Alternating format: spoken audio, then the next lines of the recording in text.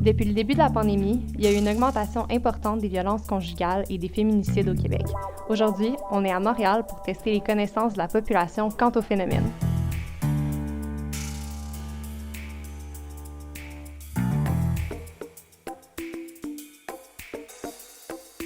C'est faux.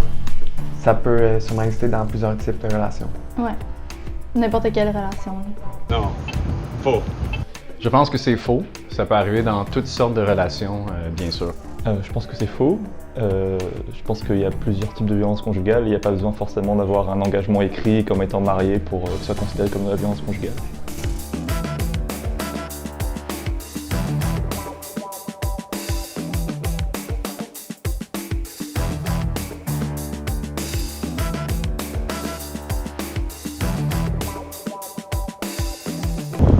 En pourcentage, peut-être 25%. Peut-être 20%. Ou 25, ouais, quelque chose comme ça. Une augmentation, j'ose espérer que c'est en descente quand même. Mais si on demande une augmentation, j'espère quelque chose de bas là, donc 5%, 10%. 20%. Parce que vous faisiez référence à le phénomène de COVID puis de confinement forcé, c'est sûr que malheureusement, ça doit avoir un impact assez négatif sur des relations qui étaient probablement déjà très difficiles, où on avait au moins la possibilité de sortir pour ventiler, puis tout à coup, on est forcé en confinement. Donc malheureusement, ça doit être un chiffre assez élevé. Peut-être 50 à 60% même.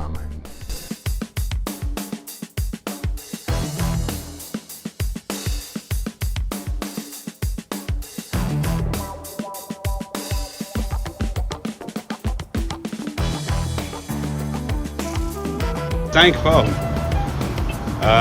OK. Émotionnel.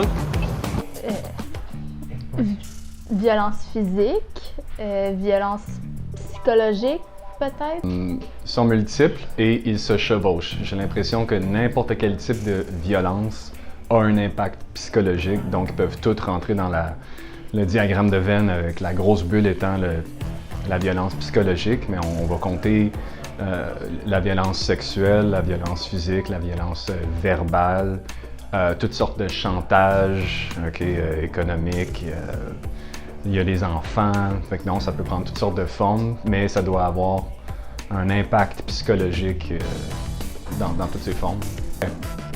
Disons que la violence physique est plus directe, fait que c'est sûr que ça va plus se remarquer aussi potentiellement, puis ça peut mettre en danger la vie de la personne physiquement aussi, je pense.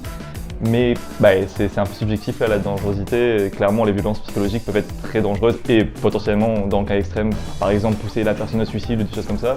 Fait que même ça peut amener potentiellement à la mort de la personne. Fait que je pense qu'elle serait équitable dans ce cas.